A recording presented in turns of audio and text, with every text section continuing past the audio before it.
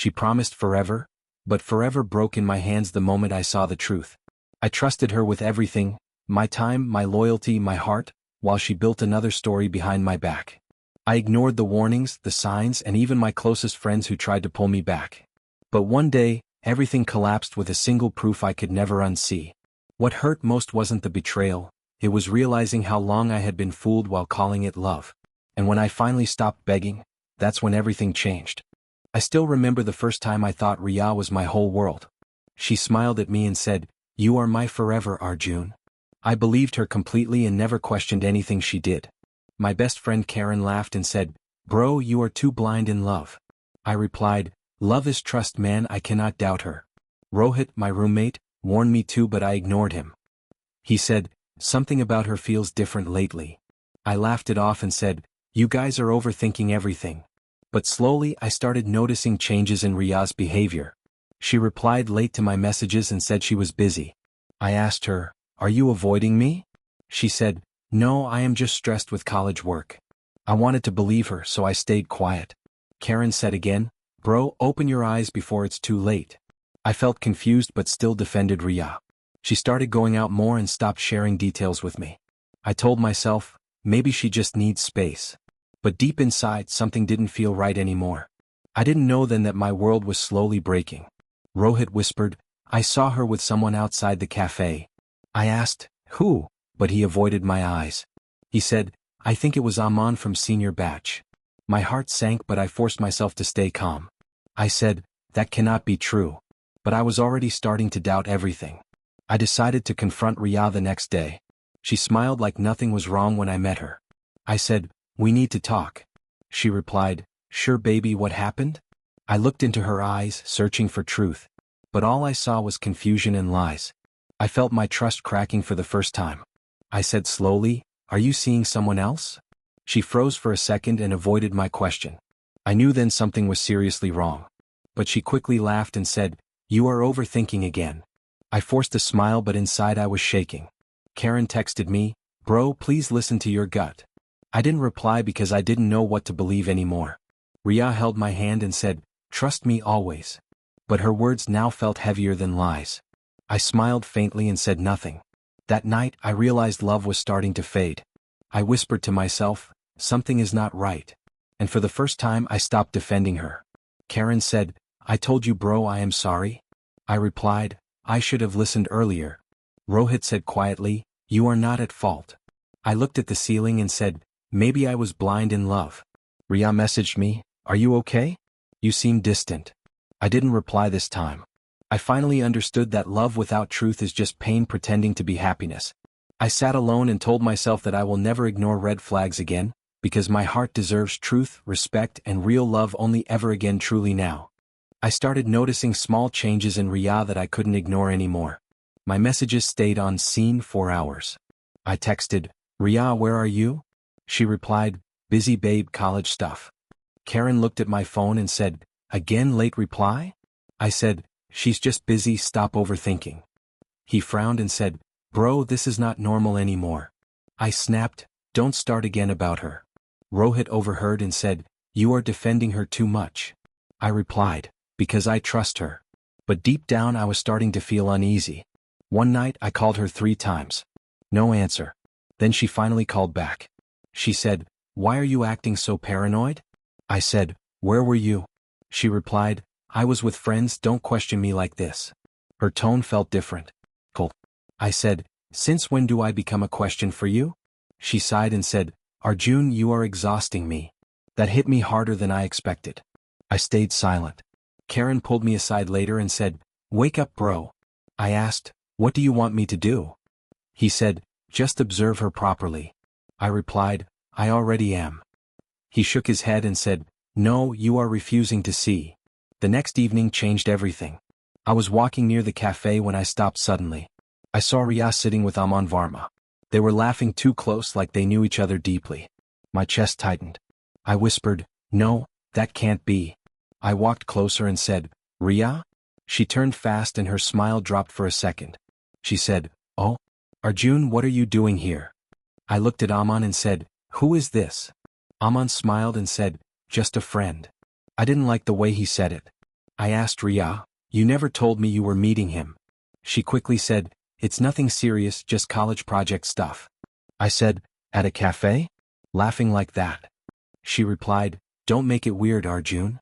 Her voice was sharp now. I forced a small smile but my hands were shaking. Aman stood up and said, "I should leave." Ria nodded quickly, too quickly. After he left, I asked again, "Are you lying to me?" She looked straight at me and said, "No." No hesitation. No guilt. Karen's words came back in my mind. Just observe her. I tried to believe her but something inside me cracked slightly. I said quietly, "Okay. I trust you." But my voice didn't feel like mine anymore. She smiled again and said, "Good boy." I laughed softly but inside I was breaking a little. Walking back home I kept replaying everything in my head. Her smile. His laugh. Her lie. I told myself, it's nothing. I'm just thinking too much. But for the first time I didn't fully believe my own words. Rohit called me into his room that night. His face looked serious, not like before. He said, "Arjun, you need to see this." I frowned and asked, "What now?" He handed me his phone and said, "Just look." I saw messages first. Then photos. My hands started shaking. I said, "What is this supposed to be?" Rohit replied, "It's Ria and Aman." I laughed nervously and said, "This is edited." He shook his head and said, "It's not." I kept scrolling. More chats. More calls. Late night talks. My chest felt tight. I whispered, "No, this can't be real." Rohit said softly, "I didn't want you to find out like this." I stood up suddenly. I said, "I need to talk to her." Karen walked in and said, "Arjun, wait." I snapped, "You knew too, didn't you?" He stayed silent for a second. Then he said, "Yes, but I wasn't sure how to tell you." I shouted, "So everyone knew except me?" No one answered. That silence hurt more than words. I stormed out and called Ria. She picked up and said, "Hey baby." I said coldly, "We need to meet. Now." She replied, "What happened?" I said, "Just come." At the cafe she smiled like nothing was wrong. She said, "You look stressed." I placed Rohit's phone in front of her. I said, "Explain this." Her smile slowly disappeared. She said, "Arjun, it's not what you think." I laughed bitterly and said, "Then what is it?" She looked down and said, "It got complicated." I said, "Complicated? You call this complicated?" She started tearing up. She said, "I was confused. I didn't plan this." I cut her off and said, "You lied to me every single day." She reached for my hand and said, "Please listen." I pulled away. I said, "Don't touch me." Her voice broke. She said, "I didn't want to hurt you." I replied, "But you did it anyway." Silence fell between us. People around us kept talking but I couldn't hear anything. I said slowly, "Was I ever enough?" She hesitated and said, "It's not like that." That answer was enough for me. I stood up and said, "Don't explain anything anymore." She cried, "Arjun, please." I interrupted, "Save it." I walked out without looking back. Outside my legs felt weak. Karen followed me and said, "I'm sorry." I stopped and said, "You should have told me earlier." He said, "I was scared you'd break." I replied, "I already am broken." That night I didn't go home properly. I just kept walking. My phone kept ringing but I didn't answer. I whispered to myself, so this was the truth. And for the first time I didn't feel love anymore, only emptiness. I didn't call Ria after that night. I didn't text her either. Karen messaged me, "Are you okay?" I replied, "I don't know yet." He said, "Talk to her at least." I wrote back, "Not now." Rohit looked at me and said, "You're too quiet." I answered, "Maybe I need to be." He asked, "What are you planning?" I said, "Nothing, just thinking." But I wasn't just thinking anymore. I was watching everything. I noticed Ria posting normal pictures like nothing happened. She texted, "Hey, why are you ignoring me?" I stared at the message but didn't reply. Karen said again, "Bro, this silence is not you." I told him, "I just need space from everything." He said softly, "Don't lose yourself in this." Then Neha Iyer came into my life. She sat next to me in class and said, "You look like you haven't slept." I replied, "Just tired." She said, "It's more than that, right?" I stayed quiet. She didn't push me. She just said, "If you need to talk, I'm here." That simple sentence stayed in my mind longer than I expected. Later, Professor Singh called me after class. He said, Arjun, pain has two paths. I asked, what do you mean? He said, it can destroy you, or rebuild you. I nodded slowly and said, I think I'm in between. He replied, then choose carefully. I walked back thinking about his words. Destroy or rebuild. Ria called again. I answered this time. She said softly, why are you acting strange? I replied, am I? She said, yes, you are distant. I said, maybe I just need time. She sighed and said, I miss you. I stayed silent for a moment. Then I said, okay. No emotion. No warmth. After the call, I felt something shift inside me. Not anger. Not sadness. Just distance. Karen noticed it too. He said, you don't react anymore. I replied, there's nothing left to react to. Rohit asked, you still love her? I paused and said, I don't know what that is now. Neha sat beside me again and said, you look calmer today. I said, I'm just tired of feeling too much. She nodded and said, that sounds like healing starting. I didn't answer her. But I didn't disagree either. That night, Ria posted another picture with a caption about love and confusion. I saw it. I didn't feel anything. I just closed my phone and said quietly, now I see everything clearly. For the first time, I wasn't inside the storm anymore. I was watching it from outside. Ria messaged me early in the morning. She wrote, can we talk like normal again? I stared at the screen and didn't reply. Karen saw my phone and said, she's trying to act like nothing happened. I said, I know. He asked, so what now? I replied, nothing changes unless I decide it. Rohit looked at me and said, you feel different now. I answered, I am different now. Later in college, Ria approached me. She smiled softly and said, Arjun, why are you avoiding me? I looked at her and said, am I? She said, yes, you are. I replied calmly, maybe I just stopped running behind you. Her smile faded a little. She said, that's not fair. I asked, what exactly is fair, Ria? She reached for my hand and said, we can fix this. I stepped back and said, there's nothing to fix if trust is gone. Karen walked up and said, leave him alone. Ria frowned and said, this is between us. Karen replied, not anymore. People started noticing us. Whispers spread around the corridor. Simran came quickly and said, Arjun, don't do this in public. I looked at her and said, I didn't start this in public. Ria's voice trembled now. She said, please just listen to me once. I nodded slowly and said, okay. Say it. She said, I made mistakes but I never meant to hurt you. I replied, intent doesn't erase impact. She froze. I continued, you lied. Repeatedly. She said, I was confused. I said, confusion is not an excuse for betrayal. Silence spread around us. Everyone was watching now. Karen said quietly, he's right.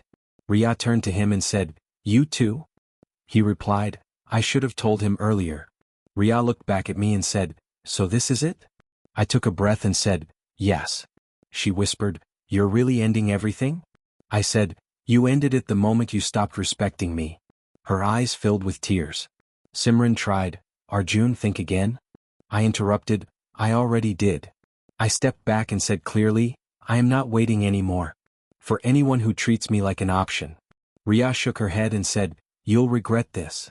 I looked at her and said, no, I'll heal from it. Karen placed his hand on my shoulder. He said, let's go. I nodded. Before leaving, I looked at Ria one last time. She didn't look like she had won or lost. She just looked like she finally understood I was gone. And for the first time, I didn't feel pulled back. I just walked away. After that day, everything went quiet, but not peaceful for Ria. Karen showed me his phone and said, bro, everyone is talking about it now. I asked, about what? He replied, you and Ria, it's all over college. I said, I don't care anymore. And I meant it. Rohit looked at me and said, she's not doing well. I replied, that's not my responsibility now. The next day, Aman stopped me outside class. He said, listen, I don't want any drama. I looked at him and said, then don't create any. He quickly said, I'm stepping away from all this. I nodded and said, good decision. He left without another word. Simran came running later, angry and shaking. She said, Ria trusted you more than anything. I replied, she lost that trust herself. She shouted, you destroyed her life. I said calmly, no, She did that. Her eyes filled with frustration. She said, "You don't even feel guilty?" I answered, "I feel nothing I need to apologize for." She froze and walked away crying. Later that evening, I was sitting alone when Ria's mother called me. I picked up and said, "Hello, Auntie." Her voice was soft but shaken. She said, "Arjun? I heard everything." I replied, "I never wanted it to reach this point." She said, "Is it true what people are saying?" I said, "Yes." There was silence on the call. Then she said quietly, "I'm sorry. I didn't raise her like this." I replied, "I'm not here to blame anyone." She said, "Can you talk to her?" "She won't listen to me." I paused and said, "Auntie, I can't fix her choices." She cried softly and said, "She is breaking down." I replied, "Sometimes people break because of their own actions." She didn't respond after that. She just said, "Take care of yourself, Beta." I said, "You too." After the call, I sat quietly for a long time. No anger. No revenge feeling. Just emptiness fading into calm. Ria texted me again and again. "Please talk to me. I can explain everything. I miss you." I didn't reply to any of them. Karen said, "You're handling this too calmly." I said, "I'm finally not inside it anymore." Neha sat beside me later and said, "You seem lighter."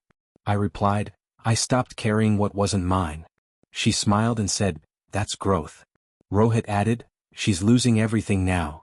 I said, "I didn't want her to lose anything." And I meant that too. That night, I opened my books for the first time properly in days. For the first time, my mind didn't go back to her. Not because I forgot her, but because I finally chose myself. Months passed and life slowly became something I could control again. Karen looked at me one day and said, "You've changed a lot, Arjun." I smiled and said, "I had to." He asked, "Do you ever think about her now?" I replied, "Not like before." He nodded and said, "That means you're healing." Rohit added, "You're actually smiling again." I said, "It feels normal now." Neha sat beside me after class and said, "You seem stable these days." I replied, "I finally stopped fighting myself." She smiled and said, "That sounds peaceful." Then one evening Ria appeared again. She stood in front of me and said softly, "Arjun, can we talk?" I looked at her calmly and said, "Say what you need to say." Her eyes were heavy. She said, "I'm sorry, for everything." I nodded slowly and said, "I know." She looked confused and said, "That's it?" I replied, "What else do you want me to say?" She said, "I thought you would hate me." I said, "I don't hate you." She asked, "Then what do you feel?" I paused and said, "Nothing that controls me anymore." Her eyes filled again. She said, "I lost you, didn't I?" I replied, "You lost what you didn't respect." Silence stretched between us. She whispered, "I really did love you." I said, "Love without respect doesn't survive." She stepped back slowly. She said, "I hope you find happiness." I nodded and said, "I already am." She turned and walked away. I didn't follow her. I didn't stop her. Karen watched from a distance and said, "That was it?" I replied, "That's closure." Neha smiled and said, "You didn't even shake." I said, "Because I'm not the same person anymore." Rohit joked, "Finally the old Arjun is gone." I laughed and said, "No, a better one replaced him." That night I sat alone and thought about everything. The lies, the pain, the silence, the breakup. But it didn't hurt anymore. I realized something simple but powerful. I didn't lose love. I lost illusion. And in losing it I found myself.